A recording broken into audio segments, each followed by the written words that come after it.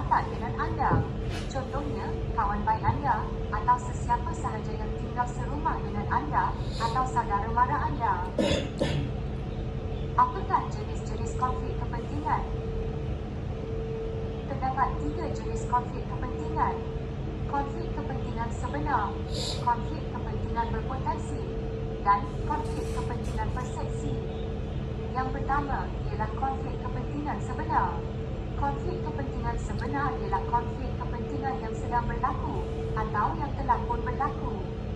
Seterusnya ialah konflik kepentingan berpotensi.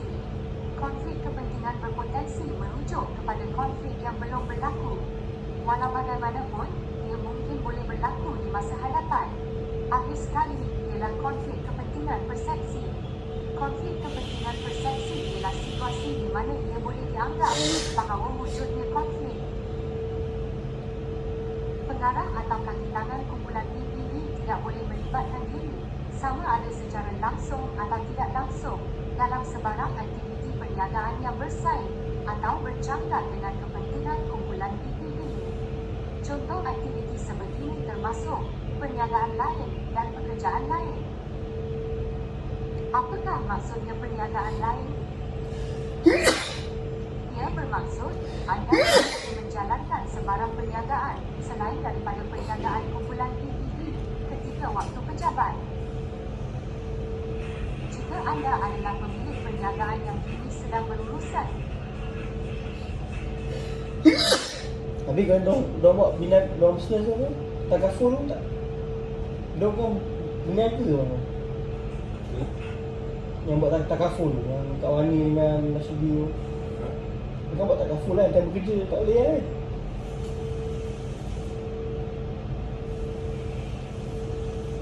Tak tanya orang ni. Ada tanya juga dong. Yang tanya juga ni. Dia ni tu. Kan dari dia buka barang jual itu macam tu. Luar pada kerja lah. Ha? Luar pada waktu kerja lah you know. Dia macam servis kan? Servis kan? Macam mana? Ha. Kan yang kerja orang bawa keras semua dekat meja kan? Ha ni tak pernah ni kan? Salah lah. Kau berniaga online kan? Dia Boleh. ha. Beritahu orang ni kan? Orang ni masuk pasal AI ni. Kan? Dia tak bagi tu sebab berniaga fizikal tu buat. Oh. Faham. Dengan kumpulan PPD, anda perlu membuat pengisytiharan kepada HR dengan meletakkan borang pengisytiharan konflik kepentingan. Sekiranya saudara terdekat atau rakan baik anda mengambil bahagian di dalam projek di mana anda adalah pembuat keputusan, maka anda juga perlu membuat pengisytiharan konflik kepentingan. Borang pengisytiharan konflik kepentingan juga dikenali sebagai Conflict of Interest Declaration Form, boleh didapati dalam folder awam setiap aktiviti atau folder kongsi atau halaman SharePoint. Mari kita lihat petikan berita ini. Seorang pensyarah Universiti Sains Basic SM dihukum penjara 3 tahun dan denda lebih RM800,000 oleh Mahkamah Session Khas Brasov Butterworth selepas didapati bersalah atas 9 tuduhan salah guna kuasa 10 tahun lalu. Hakim menjatuhkan hukuman itu terhadap Profesor Badarudin Muhammad 57 tahun, manakala adiknya Mustafa Kamal 50 tahun juga dijatuhi hukuman sama atas kesalahan persubahan dengan abangnya. Kedua-dua tertuduh juga mendapat hukuman hingga penjara 6 bulan jika gagal membayar denda. Bagaimanapun, mahkamah membenarkan permohonan penangguhan pelaksanaan hukuman sementara rayuan difailkan. Kedua-dua tertuduh masing-masing dikat jamin RM35,500 manakala dia didakwa atas 9 tuduhan dalam penggunaan jawatan dengan meneruskan syarikat milik adiknya bagi memekalkan pelbagai barangan di CCTV itu. Mustafa Kamal pula didakwa atas tuduhan persubahan atas semua pertuduhan sama.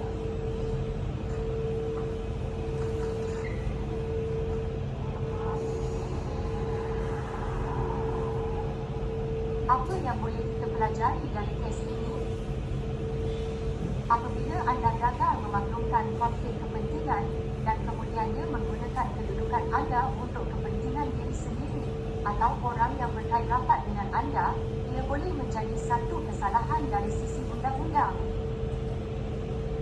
Untuk maklumat lanjut tentang konflik kepentingan, sila rujuk kepada polisi dan prosedur konflik kepentingan kumpulan PPB.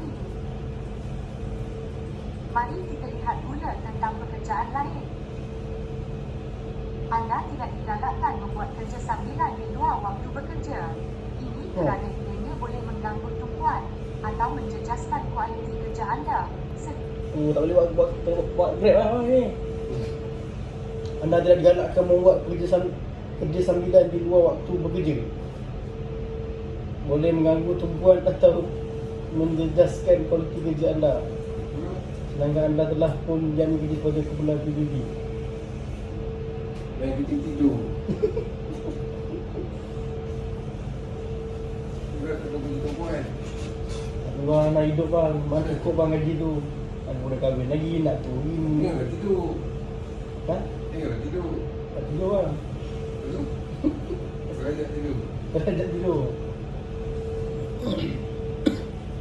Sedangkan anda telah pun diambil bekerja oleh kumpulan PPB.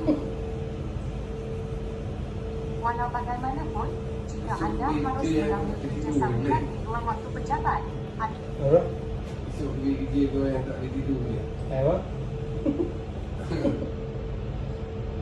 Kalau pernah bagi itu, kalau itu yang terbaik untuk abang, saya terima bang.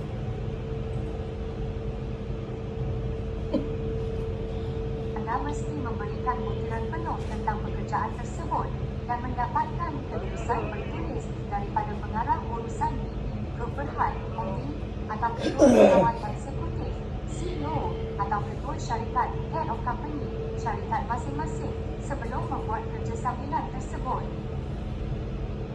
Sila ambil perhatian bahawa kelulusan hanya akan diberikan mengikut budi bicara syarikat. Tapi encik kata okey bang. Encik yang kat nombor dekat semua orang. Encik dia nombor dekat office. Siapa nak buat, siapa nak cari grab untuk pergi jalan A ke apa, boleh beritahu Encik Syahir. Dia tak promo. Dia tak promo ramai abang tu. Kalau saya salah, dia kata, awak salah anda, awak tak boleh bekerja ni sini lah. Tapi dia tak promo lagi abang tu. Dan Syazal pula dia telah berkompromi dengan saya. Dia hantar dia. Ha? Saya kan hantar Syazal kena A kan. Dia telah kompromi dengan saya kan. Sebagai contoh, di mana kepentingan kumpulan itu tidak akan terjejas. Mari kita lihat pula tentang bersifat sebagai pengarah korporat. Untuk makluman, ini terpakai untuk kaki tangan sahaja dan tidak termasuk pengarah bebas.